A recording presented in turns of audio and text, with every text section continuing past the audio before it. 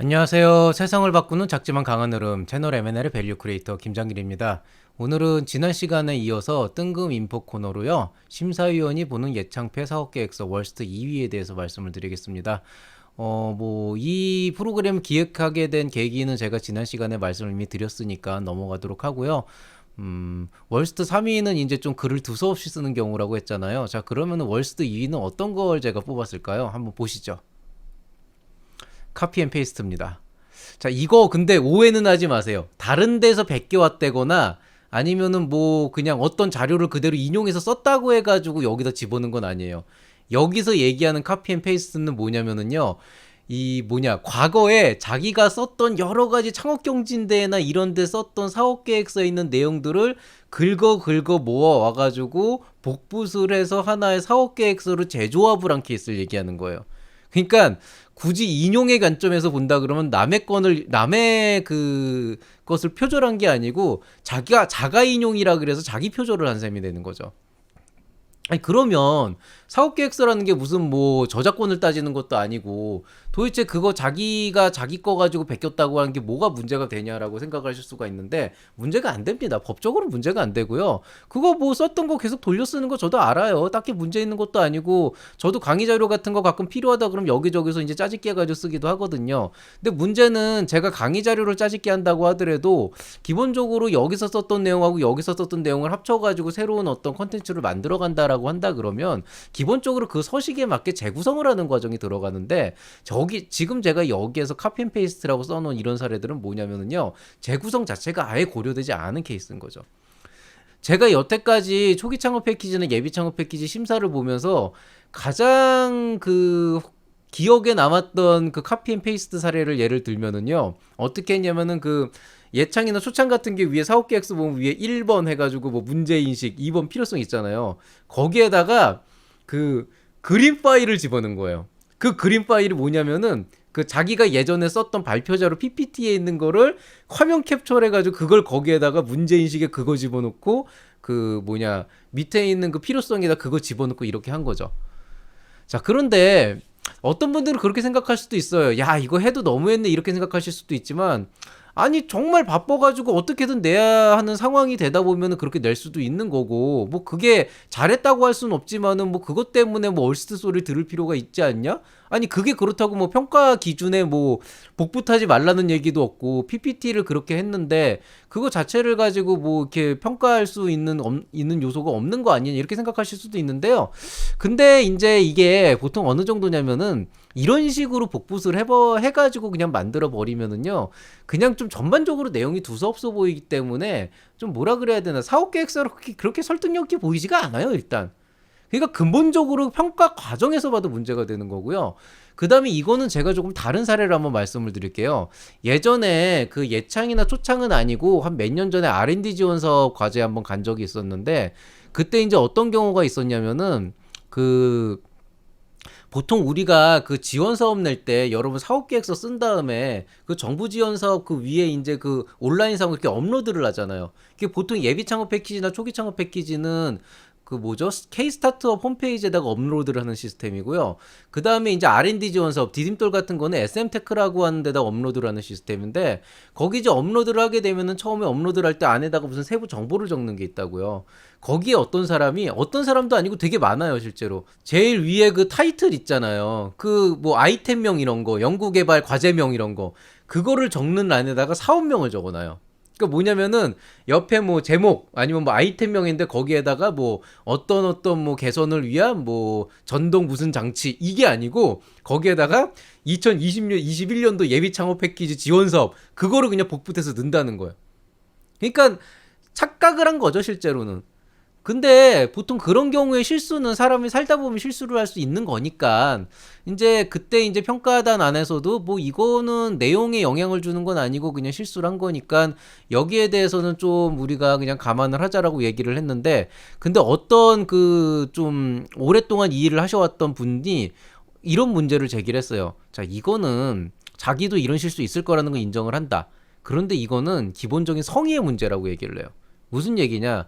지금 그때 그 R&D 지원 사업이 무려 3억짜리였어요.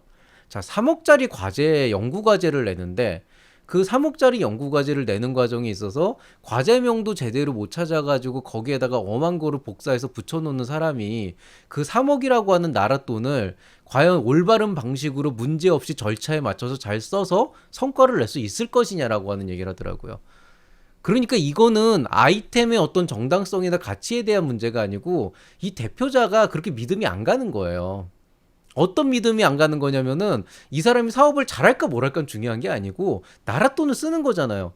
이미 예비 창업 패키지나 초기 창업 패키지를 한번 써봤던 분들이고 한번 시행을 해봤던 분들은 알겠지만 시간의 대부분을 정부 지원 사업에 서류 처리하는 데 보냅니다. 제가 그래서 늘 얘기하잖아요. 예창 시작하면은 그때부터 전쟁터니까 미리미리 좀 준비하고 바로 치고 나갈 준비 계획을 세우고 있어야 된다고. 서류 처리하다 끝나야 하루 왼종일. 근데 진짜 그 말은 맞는 거죠. 3억짜리 과제를 받는데 그 사업 계획서 막 이렇게 써놓고 업로드할 때 그 아이템명 그거 하나 확인을 안 해가지고 그냥 마구 올려버려서 제목을 그렇게 다 올려버리면은 그럼 그 사람이 과연 그런 정신머리를 갖고 있는 사람이 과연 1년이라는 기간 동안에 이 3억을 절차에 맞게 모든 영수증을 다 챙겨가지고 꼼꼼하게 챙겨서 이 사업을 수행할 수 있을 것인가를 봤을 때 이 사람의 어떤 그 대표자로서의 자질이 아니고 그 정부 지원 사업을 수행하는 연구 책임자로서의 자질에는 분명히 문제가 있다는 거죠. 그러니까 이게 그런 거예요. 이것 좀 논리적 비약이거든요. 논리적 비약이 심하지 않냐. 이걸 뭐 그렇게까지 막 매도를 할 필요가 있냐 이렇게 생각하실 수도 있는데요. 사실은 심사위원이 그렇게 물고 늘어지면은요. 할 말 없어요, 사실은. 사실인 거잖아요. 예. 어쨌든 그런 오타가 난 사람한테 이거를 주는 게 맞는 거에 대해서 그렇게 얘기를 하면은 그래도 되겠죠라고 할 수가 없는 거죠. 왜? 제가 그거를 보장할 수는 없잖아요, 사실은.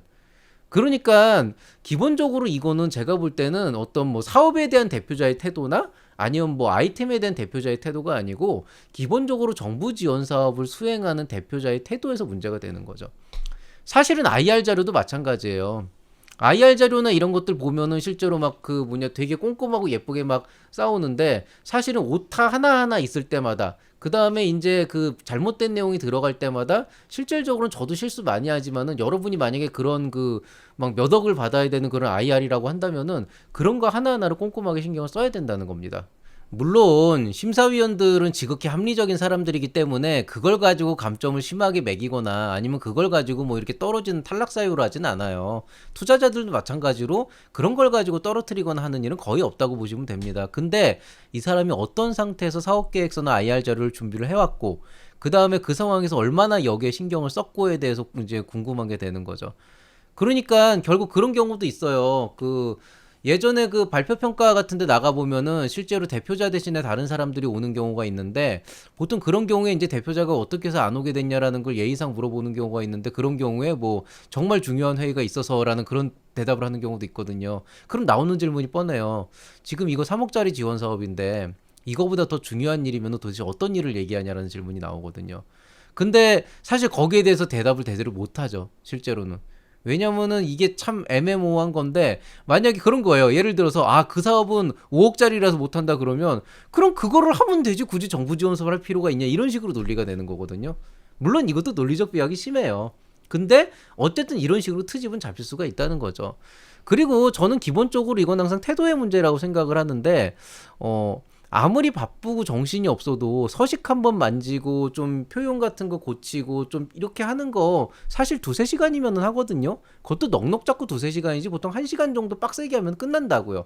그러니까 사실은 여러분이 그 사업계획서 제출하기 전에 아무리 바빠도 사실 마지막으로 내기 전에 오탈자 한번 수정하고 그 다음에 그 아래 한글 파일에서 그 F8 눌러가지고 맞춤법 검사해보고 기본 서식 같은 거 하고 통일성도 좀 맞추고 막 여기는 드러나고 여기는 나오고 막 이쪽은 폰트가 10인데 이쪽은 폰트가 막 15 들어가 있고 막 이런 경우 되게 많아요 실제로. 예. 그게 여러분 그 감점 요인이라고 할 수는 없어요. 그런 게 평가 규정에 들어가지는 않으니까. 그런데 저는 기본적으로 그따위로 써진 사업 계획서가 그렇게 여러분의 사업을 효과적으로 나타냈을 거라고 생각을 안 해요. 왜? 본인도 깔겨 썼는데 평가하는 사람이 그거를 꼼꼼하게 보면서 그 안에 있는 숨어 있는 가치를 찾아줘야 될 의무가 있나요? 없죠. 그러니까 그냥 그대로 써진 대로 보고 써진 대로 평가를 할 거거든요. 그러니까 좀 이런 부분에 대해서 좀 생각을 해보시면 좋겠어요. 그리고 나는 정말 그런 걸 못하겠다 뭐 그런 사람들이 있어요. 나 아래 한글 잘 못 쓴다. 근데 전 이건 정말 핑계라고 생각을 하는 게 아래 한글 못 쓰고 이거 쓰는 게 너무 어렵다라는 게 핑계가 돼요 세상에? 그거는 사실 배우면 되는 거잖아요. 무슨 뭐 근본적으로 내가 그런 거 자체를 아예 못하는 무슨 상황이거나 뭐 예를 들어서 지금 당장 나가가지고 뭐 저 앞에서 무슨 스케이트보드를 타봐라 그러면 그건 숙련돼야 되니까 못하겠죠. 근데 아래 한글 이런 거는 그냥 소프트웨어 쓰는 법 배우고 아무리 그래도 기본적으로 글 쓰는 법하고 폰트 맞추는 것만 배우면은 수작업으로라도 모든 걸 다 맞출 수가 있다고요. 제가 아마 그 내년도에 실제로 그 강의하기 전에 아래 한글 쓰는 법에 대해서는 한 번쯤 강의를 한번 해드리긴 할 텐데요. 근데 이제 좀 기본적으로 여러분이 이런 것들, 그러니까 사업계획서를 쓸 때 제가 이걸 월스트 2위로 잡은 이유는 이거는 기본적으로 대표자의 그 태도가 글러먹었다고 저는 보는 거거든요. 그 이런 사람들이 그 얼마나 좋은 사업 계획서를 쓸지에 대해서는 전 늘 의문이고요. 그리고 항상 보면은 이런 분들이 중간 평가나 이런 데 나가 보면은 그 사업은 잘하고 있을지 모르지만은 사업비 자체는 되게 엉망으로 쓰거나 아니면 결과를 이상하게 만들어 가지고 그냥 자기 하고 싶은 거 하고 있는 이런 경우도 되게 많아요. 그래서 사실 이런 거는 이 아이템이 좋냐 나쁘냐, 시장성이 있냐 나쁘냐를 떠나 가지고 이 지원 사업을 5천만 원이라는 예창패 지원 금액을 1억 원이라고 하는 지원 금액을 이 대표한테 쓰라고 맡겨도 될 것이냐에 대한 근본적인 문제가 생겨요.